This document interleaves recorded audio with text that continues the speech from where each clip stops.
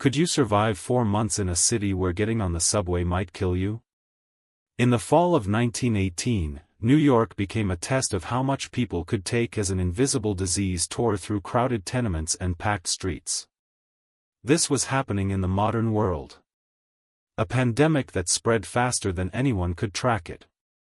Other American cities closed their schools and theaters.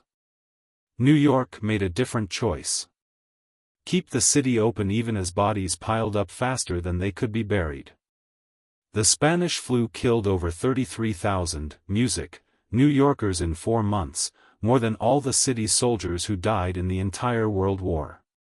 Morgues overflowed. Children sang rhymes about death. But the subways kept running and the theaters stayed lit. How do 8 million people get through the day when death might be in every cough, every crowded elevator, every handshake?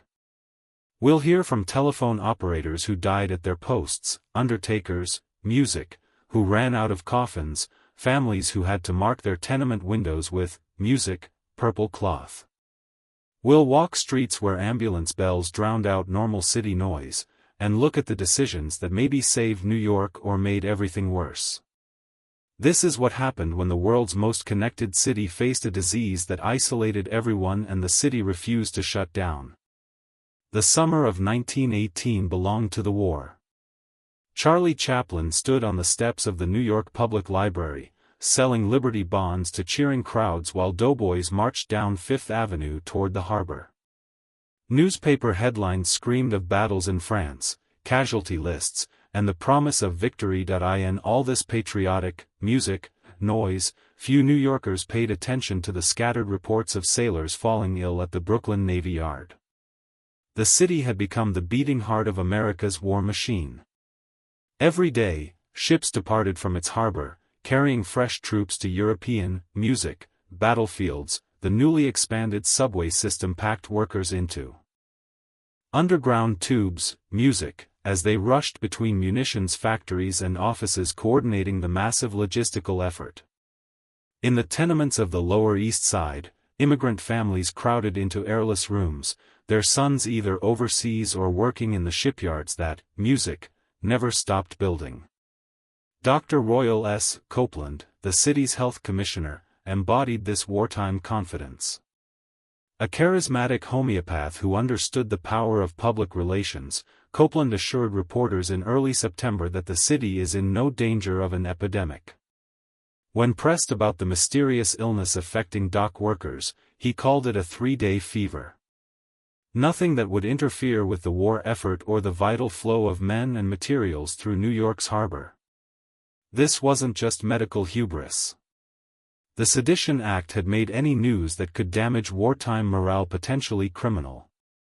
Across the Atlantic, German submarines prowled shipping lanes while Allied censors suppressed reports of a devastating illness sweeping through military camps.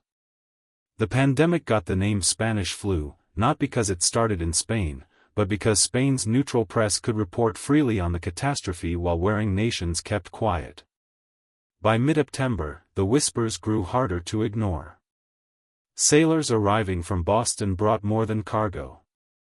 They carried the second deadlier wave of influenza, but the city's attention stayed fixed on the war's climactic months. Victory seemed within reach, and nothing would dim that hope. The greatest city in America had survived financial panics, labor strikes, and waves of immigration. How much danger could an invisible enemy really pose? October arrived with the sound of death moving through the city. Not the distant noble, death of battlefields that filled newspaper columns, but something immediate and terrifying that struck in tenement hallways and subway cars. The Spanish flu had learned to hunt in the world's most crowded space. The virus killed fast. Martha Cohen, a seamstress on Hester Street, felt fine when she left for work on a Tuesday morning. By afternoon, her lips had turned blue from lack of oxygen. She was dead before midnight, one of dozens that day whose lips and fingernails turned that bluish tint like they were drowning in air. Fear changed the city's daily rhythms. The subway became a chamber of mutual suspicion. A single cough in a crowded car could clear an entire section as passengers pressed themselves against windows or fled at the next stop. People learned to breathe differently, shallow and careful, as if the air itself had turned hostile. Children created a jump rope rhyme that echoed through schoolyards. I had a little bird. Its name was Enza. I opened the window and influenza. Their parents had tried to shield them from the truth, but children saw, music, their neighbors disappear. Their teachers failed to return. Their own siblings burning with fever that no amount of cooling cloths could break. The flu struck hardest at people in their 20s and 30s. The exact demographic that should have been strongest. Pregnant women often died alongside their unborn children. This wasn't the familiar pattern of disease claiming the elderly and weak. The Spanish flu seemed to target vitality itself, turning the body's immune response into a weapon against its host. By the third week of October, Dr. Copeland could no longer maintain his reassuring tone. The daily death counts printed in small type beneath war headlines told their own story. What had been dozens became hundreds. The 3-day fever had become something else. A force that moved through the city's arteries of connection, following the paths that made New York the greatest city on earth. The city started coming apart in ways nobody saw coming.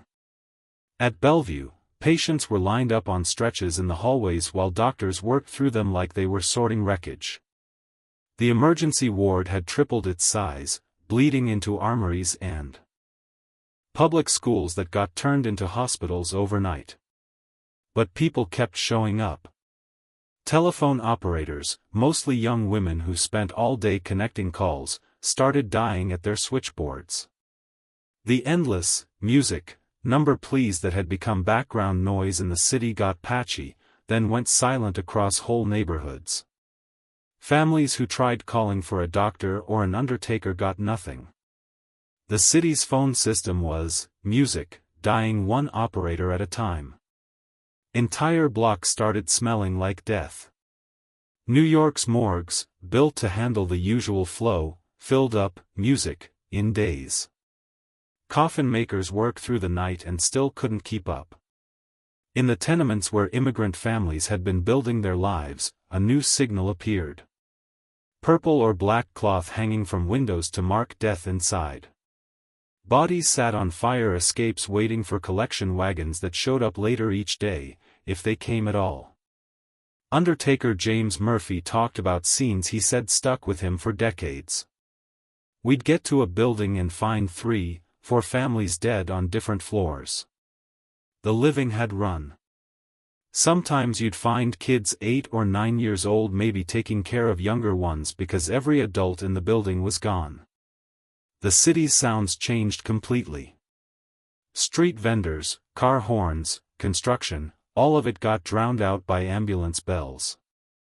They rang so often people stopped reacting. You'd hear one and not, music, even turn your head. Worse than the noise was the quiet. These moments when whole blocks seemed to go still, like talking too loud might let the thing inside. Essential workers got stuck with an ugly choice. Leave and watch the city fall apart or keep working and probably get sick. Garbage collectors. A lot of then recent immigrants with families depending on them kept making rounds even as their coworkers vanished. Letting trash pile up in a city already drowning in corpses. Nobody wanted to see that. Down in the subway tunnels, maintenance crews found strange things. Little shrines where people had left photos of the dead. Empty medicine bottles on platforms. Handwritten notes pinned to walls. Desperate messages from people trying to reach anyone who might still be out there in a world that felt like it was dying one breath at a time. Dr. Royal Copeland made a choice that terrified half the city and puzzled the other half. Philadelphia had shut everything down after their Liberty Loan parade killed thousands. San Francisco put masks on everyone. Copeland looked at both approaches and went the opposite direction. His reasoning: panic kills more than disease. New York would stay open. But he didn't just throw the doors wide and hope for the best. Copeland told businesses to stagger their hours, stores opening at different times, offices shifting schedules so people weren't packed into subway cars during rush hour. This sounds obvious now, but in 1918, it was strange enough that some business owners thought he'd lost his mind. Instead of emptying the subways, he tried to manage the flow of bodies through them. Schools were, music, the real fight. Most cities closed classrooms. Copeland kept them open and his reason was dark. Kids in tenements, music, were crammed 6 to a room. Windows that never opened. Disease moving through those spaces like water through a sie. Schools had ventilation. Schools had space. Teachers checked students every morning for symptoms. Basically turned into medical screeners overnight. A child is safer in school than on the street or at home, Copeland said. Parents hated hearing it, but the math was hard to argue with. Theaters could stay open if they followed rules. Better ventilation, fewer seats sold, shut down the second someone got sick. Dance halls and saloons, though closed. Copeland's thinking. You could track who went to a theater. Bars were just crowds of people breathing on each other in the dark. No way to know who'd been there. The Met kept performing while neighborhood bars went dark. His real tool was the newspapers.